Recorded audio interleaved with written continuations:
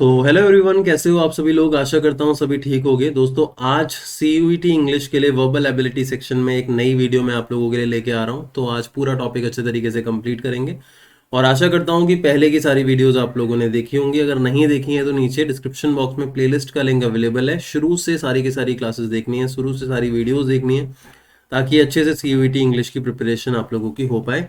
और अगर कोई भी डाउट आता है किसी भी चीज़ को लेके, तो उसके लिए आप हमारे ग्रुप को ज्वाइन कर सकते हैं। वहाँ डाउट पूछ सकते हैं मैसेज करके। टेलीग्राम ग्रुप का लिंक जो है वो नीचे डिस्क्रिप्शन बॉक्स में अवेलेबल है। तो चलिए स्टार्ट करते हैं। दोस्तों, आज का जो हमारा टॉपिक है, जो हम करने वाले हैं, that is use of a an. Just एक सेकेंड। तो आज का जो टॉपिक हम करने वाले हैं बच्चों, that is use of a an और द। मैं तीनों के बारे में आप लोगों को बताऊंगा। देखो, मैंने आप लोगों को एक टॉपिक कराया था। उस टॉपिक का नाम था एडजेक्टिव्स, है ना। और उस टॉपिक के अंदर मैंने ब्रीफली चीजों के बारे में बताया था कि एडजेक्टिव का काम क्या होता है और कितने तरह के एडजेक्टिव्स होते हैं, और सारी बातें बताई थी। तो ये इसी से जुड़ा हुआ टॉपिक है, a an the. A an the का फंक्शन एक एडजेक्टिव की तरह ही होता है। ये एक नाउन को क्वालिफाई करने का काम करता है और नाउन से पहले ही लगता है, ठीक है। अब इसके अंदर पहले अभी जो हम बात करेंगे वो ए और एन की बात करने वाले हैं। इसको समझो, ए और एन बच्चों, ये हमारे क्या होते हैं? आर्टिकल्स होते हैं। कौन से आर्टिकल होते हैं? ये इनडेफिनेट आर्टिकल्स होते हैं। कौन से आर्टिकल्स होते हैं? Indefinite articles. उसी जगह अगर हम द की बात करें तो द एक डेफिनेट आर्टिकल होता है। अब इनका काम क्या होता है? इनडेफिनेट से मतलब कि कोई भी चीज जो स्थायी नहीं है, डेफिनेट नहीं है, इनडेफिनेट है जनरली। फॉर एग्जाम्पल, मैंने यहां पे लिखा कि मेरे पास एक पेन है, तो मैं क्या बोलूंगा? I have a pen. अब क्या ये पेन कोई डेफिनेट पेन है? डेफिनेट मतलब कि क्या कोई कोई पर्टिकुलर पेन है ये? तो ऐसा तो कुछ भी नहीं है। एक रैंडम पेन की मैं बात कर रहा हूं कि मेरे पास एक पेन है। लेकिन उसी जगह मैं बोलूं कि I have the red pen which you used yesterday. जो आपने कल यूज किया था वो रेड पेन मेरे पास है। तो यहां पे ये जो रेड पेन है, ये स्पेसिफिक है, डेफिनेट है। तो इसीलिए मैंने उसके साथ क्या यूज करा? द यूज करा। अब आप कहोगे सर, ए हमने यूज कर लिया जब कोई चीज जनरल है, द यूज कर लिया जब कोई चीज स्पेसिफिक है, तो एन का क्या होगा भाई? सर, ए और एन ये दोनों ही सेम तरीके से ही यूज किए जाते हैं। बस डिफरेंस इसमें साउंड का होता है कि जिस वर्ड के साथ हमें ये ए लगाना है, इसके आगे का जो साउंड है वो कौन सा साउंड है, वावल साउंड है या कॉन्सोनेंट साउंड है, उसके बेसिस पे हम ए या एन का इस्तेमाल करते हैं। अब मैं आपको ये भी बता दूं कि ए और एन इन दोनों का काम ये होता है कि ये किसी भी सिंगुलर नाउन के साथ यूज होते हैं। किसके साथ यूज होते हैं? सिंगुलर नाउन के साथ। और ये सिंगुलैरिटी दिखाते हैं। क्या दिखाते हैं? सिंगुलैरिटी, मतलब कि कोई चीज, कोई वस्तु, कोई व्यक्ति एक है। संख्या में क्या है भाई? एक है। तो हम ए या एन का इस्तेमाल करते हैं। अब ए हमारा यूज होता है जब सिंगुलर नाउन जिसके साथ इसे लगना है, उसका शुरू का साउंड कॉन्सोनेंट साउंड होता है। और अन जो है वो तब लगता है जब जिस वर्ड के साथ ये लगना होगा उसके शुरू का साउंड एक वावल साउंड होता है। अब आप समझो, कॉन्सोनेंट साउंड क्या होता है और वावल साउंड क्या होता है। जो हिंदी में व्यंजन के साउंड होते हैं ना, उन्हें हम कॉन्सोनेंट साउंड कहते हैं। और जो हिंदी में स्वर के साउंड्स होते हैं उसको हम वावल साउंड कहते हैं, ठीक है। अब व्यंजन के साउंड कौन से होते हैं? जैसे क, ख, ग, ये सारे के सारे। और मात्राओं जो होती हैं, मात्राओं के जो साउंड होते हैं वो स्वर में आते हैं, जैसे कि अ, आ, ई, ए, ओ, उ, ये सारे के सारे। समझ में आ गई बात? तो उसी के हिसाब से हमारे को इसे लगाना होता है। और ये हमेशा यूज होते हैं सिंगुलर काउंटेबल नाउन के साथ। इसे नोट कर लेना कहीं पे। ये हमेशा यूज होते हैं सिंगुलर काउंटेबल नाउन के साथ। मतलब जिस नाउन के अंदर हम देखेंगे कि वो नाउन सिंगुलर है और सिंगुलर के साथ साथ काउंटेबल है। काउंटेबल वो नाउन होता है जिसका प्लूरल बन सकता है। हालांकि यूज सिंगुलर के साथ होगा एन, बट काउंटेबल नाउन के साथ, मतलब वो नाउन जिसका प्लूरल भी बन सकता है, उसी को काउंटेबल नाउन कहते हैं। मैंने नाउन वाले टॉपिक में आपको समझाया था। जैसे पेन है फॉर एग्जाम्पल, तो पेन क्या है? सिंगुलर है और साथ में काउंटेबल भी है, क्योंकि पेन का पेंस भी हो सकता है। बट फिलहाल ये सिंगुलर है पेन, तो मैं इसके साथ अ का इस्तेमाल कर दूंगा, ठीक है। लेकिन उसी जगह में वाटर अगर लिखता हूं तो वाटर यहाँ पे अनकाउंटेबल नाउन है जिसका प्लूरल नहीं बन सकता। इसकी संख्या नहीं होती है, मात्रा होती है पानी की, ठीक है। तो वहां पे मैं ए या एन इन दोनों में से किसी का भी इस्तेमाल नहीं कर सकता, क्योंकि मैं संख्या वाली चीजों का संख्या वाली चीजों के साथ इस्तेमाल करूंगा ए या एन का। ए यूज करूंगा कॉन्सोनेंट साउंड के साथ और एन यूज करूंगा वॉवल साउंड के साथ, ठीक है। जैसे एग्जाम्पल के लिए मैंने यहां लिखा डैश यूनिवर्सिटी। अब कई सारे बच्चे गलती ये करते हैं, वो देखते हैं कि सर यूनिवर्सिटी आ रहा है, यूनिवर्सिटी में यू आ गया, क्योंकि उन्होंने बचपन में यही पढ़ा होता है कि भाई ए आई ओ यू कहीं पे भी आ रहा हो तो उसके साथ आप एन लगा दो, तो बच्चे क्या करते हैं एन लगा देते हैं। बट ये हो जाएगा गलत, क्यों? क्योंकि आपने यहाँ यू देखा बट साउंड नहीं देखा। अब यूनिवर्सिटी को जब आप प्रोनाउंस करते हो तो यू मतलब य का साउंड आ रहा है, और य वॉल साउंड नहीं होता, कॉन्सोनेंट साउंड होता है, इसीलिए यहाँ पे अ यूनिवर्सिटी आना चाहिए, ना कि एन यूनिवर्सिटी। ऐसे ही मैंने लिखा डैश ऑनेस्ट मैन। क्या लिखा मैंने? Dash honest man. अब बेशक यहां एच आ रहा है, लेकिन साउंड किसका आ रहा है? ओ का, जो कि मात्रा का साउंड है, वॉल साउंड है। तो अल्टीमेटली यहां पे मैं एन लगाऊंगा। लेकिन अगर मैं यहां सिर्फ डैश ऑनेस्ट लिख दूं तो क्या मैं एन लगा सकता हूं? बिल्कुल नहीं लगा सकता। यहां पे फिर कुछ भी नहीं आएगा, ना ए आएगा ना एन। क्यों? क्योंकि ऑनेस्ट एक एडजेक्टिव है, नाउन तो साथ में नहीं आ रहा ना। यहाँ ऑनेस्ट के साथ मैन नाउन आ रहा था, इसीलिए इस मैन के लिए मैंने यहाँ पे लगाया, हालांकि इस साउंड के हिसाब से लगाया बट लगा इस नाउन के लिए। समझ में आ गई बात? तो ए एन का इस्तेमाल आई होप दोस्तों आप लोगों को समझ में आ गया होगा कैसे होता है। इसकी एक्सरसाइज भी अभी पहले कर लेते हैं हम, फिर द देखेंगे। यहाँ पे देखो, इसमें ऑलरेडी सॉल्यूशंस दे रखे हैं, ठीक है, समझना है इसमें। अब यहां देखो एन आई, आई में आ का साउंड आ रहा है, सेम आई।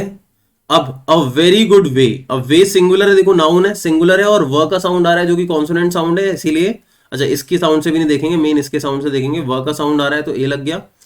आगे I will give you an idea, idea में देखो आ का साउंड आ रहा है इसीलिए एन लगा। मोमेंट में देखो माँ का साउंड आ रहा है, सिंगुलर है, ए लग गया। आर में देखो आ का साउंड आता है इसीलिए एन आया। आंसर में भी आ का साउंड तो एन आया। आइडिया में आ का साउंड।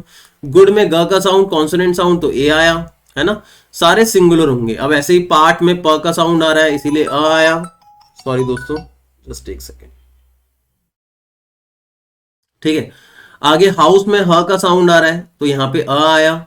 एज में देखो ए का साउंड आ रहा है तो सेम एन आया यहाँ पे। डे में ड का साउंड आ रहा है, कॉन्सोनेंट ए आया। एंड में देखो ए का साउंड आ रहा है तो एन आ गया, ठीक है।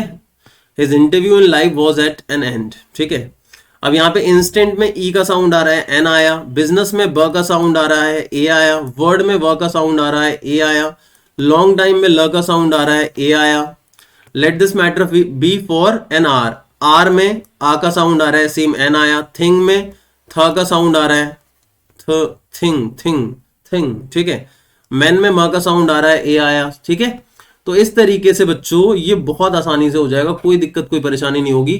थोड़ा बहुत कंफ्यूजन जो होता है बच्चों वो द को लेके होता है कई सारे स्टूडेंट्स को। देखो द का यूज भी मैंने यहां लिख रखा है। आप लोगों को अभी थोड़ी देर पहले मैंने बताया कि द डेफिनेट आर्टिकल है। क्या है? डेफिनेट आर्टिकल है। इसका मतलब क्या हुआ कि जो स्थायी चीजें हैं, स्पेसिफिक पर्टिकुलर चीजें, उनके साथ द लगेगा। तो यही लिखा है कि the definite article is use before singular and plural noun. वहां सिंगुलर सिंगुलर के साथ आएगा ये एन, लेकिन ये प्लूरल के साथ भी आ सकता है when the noun is specific और पर्टिकुलर, ठीक है। अब देखो फॉर एग्जाम्पल, यहां देखो, यहां लिखा है सेंटेंस एक कि भाई the dog that bite me ran away, मतलब जिस कुत्ते ने मुझे काटा। तो वो डॉग स्पेसिफिक है ना, जिसने मुझे काटा, इसीलिए तो द लग गया यहाँ पे। Here we are talking about a specific dog, the dog that bite me, ठीक है, समझ में आ गई बात।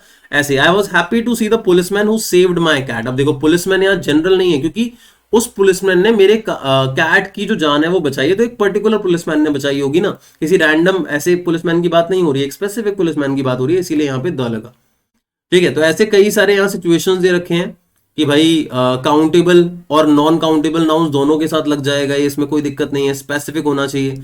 जोग्राफिकल यूज में ये बता रखा है कि भाई जो कंट्रीज के नेम होते हैं उनके साथ द नहीं लगता। देखो लिखा है ना, do not use the before name of countries, territories, है ना, या name of cities, streets, lakes, bays, mountains, ठीक है, कॉन्टिनेंट्स, इन सबके साथ द का यूज नहीं होता। ये बोला जा रहा है कि द का यूज नहीं होता, लेकिन यहां होता है यूज। रिवर, ओशन, सीज, इनके नेम के साथ। ऐसा नहीं कि रिवर लिखा हुआ है तुम दा लगा दोगे, रिवर का नेम जैसे गंगे, ठीक है, उसके साथ। ऐसे ही ज्योग्राफिकल एरिया जैसे the middle east, the west, ठीक है, डायरेक्शंस के साथ यूज हो जाता है। ऐसे ही ओमिशन ऑफ आर्टिकल भी होता है कई सारी चीजों के, जैसे लैंग्वेजेस के नेम के साथ, नेशनलिटीज के साथ, ठीक है, इन सब के साथ नहीं होता। स्पोर्ट्स के नेम के साथ नहीं होता, सब्जेक्ट के नेम के साथ द यूज नहीं होता। ऐसे बहुत बड़ी लिस्ट होती है द वाले यूज की। अगर आप चाहोगे तो मैं एक द की स्पेसिफिक अलग से वीडियो बना दूंगा कि किन सिचुएशन में द का यूज होता है, किस में नहीं होता है। तो मुझे एक बार कमेंट सेक्शन के अंदर जरूर मेंशन करना कि सर बनानी है, तो मैं जरूर बनाऊंगा। ठीक है, द का समझ आ गया। अब यहाँ पे एक एक्सरसाइज देखो, ये ए एंड द तीनों पे बेस्ड है, इसमें ए एंड द तीनों है। ठीक है, यहाँ 3 क्वेश्चंस के आंसर्स दे रखे हैं। देखो, all seem to be at an end, they were not the hands of any man, they were not the hands of any man, मतलब किसी पुरुष या इंसान के हाथ नहीं थे वो। It has been coming for a long time, long time के साथ तो अलग था ही है। It has been a character for, same a long time के साथ अलग लगेगा। फॉर अ क्वार्टर, देखो क्वार्टर में क का साउंड आ रहा है तो अल्टीमेटली आ आया, ऑफ एन आर, आर में आ का साउंड आ रहा है। अब चिल्ड्रन प्लूरल है तो ए एन तो वैसे ही नहीं आ सकता, तो the children met no one on their way. He must put an end to it at once. It will be ready in half an hour. I have come to an understanding with myself. I will be there in half an hour. That's the way, क्योंकि ये that मतलब एक particular रास्ते की बात कर रहा है ना, तो the, but that's the way with me. He was to be a part of it. The rest of the party, the rest of the party, क्योंकि ये जो स्पेसिफिक पार्टी है उसके रेस्ट की बात हो रही है, मतलब रिमेनिंग की बात हो रही है। The rest of the party वो सून ऑन फुट, और पार्टी एक ग्रुप को भी कहा जाता है। That's the way it seems to me, that's the way it should be, और and it was a long long way, it was a long time coming to me, it was only a few feet away.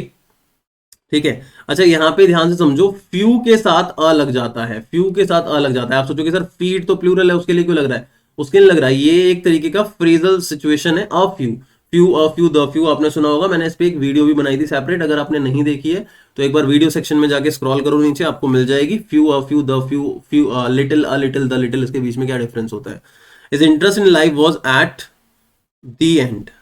ठीक है, क्योंकि वो अपने particular life के interest की बात कर रहा है जो कि एंड पर है, तो पर्टिकुलर हो गया वो एंड, तो इसीलिए यहाँ पे दी आया। अच्छा एक चीज और बता दूं, एंड में ए का साउंड आ रहा है जो कि वॉल साउंड है, इसीलिए हम दी प्रोनाउंस कर रहे हैं ऐसे। लेकिन अगर कभी हम द लगाते हैं किसी ऐसे वर्ड के साथ जहां शुरू में कॉन्सोनेंट साउंड आता है, जैसे का ख गा ये सब चीजों का, ठीक है, तो हम द प्रोनाउंस करते हैं, दी प्रोनाउंस नहीं करते हैं। तो आई होप दोस्तों आप लोगों को ये पूरा का पूरा टॉपिक समझ में आया होगा, कोई दिक्कत कोई परेशानी बिल्कुल भी नहीं होगी। मैंने बहुत ब्यूटीफुली आप लोगों को ये समझाया है, सारे कॉन्सेप्ट क्लियर कर दिए हैं। सीयूईटी इंग्लिश में जिस लेवल पे एग्जाम आने वाला है उसके बेसिस पे सब कुछ मैंने बता दिया है। तो आई होप दोस्तों आपको ये वीडियो अच्छी लगी होगी। अगर आपको ये वीडियो अच्छी लगी तो मेक श्योर वीडियो को लाइक जरूर कर दो, शेयर जरूर कर दो अपने फ्रेंड्स के साथ, और जो भी बंदा है जो सीयूईटी इंग्लिश की प्रिपरेशन कर रहा है तो उसको बता दो सुमित भैया के चैनल के बारे में। उसे बस सुमित ठाकुर इंग्लिश लिखना है और वो चैनल उसे मिल जाएगा, और उसके बाद वो अपनी तैयारी कर सकते हैं। ठीक है, thank you so much for watching this video, bye bye, take care.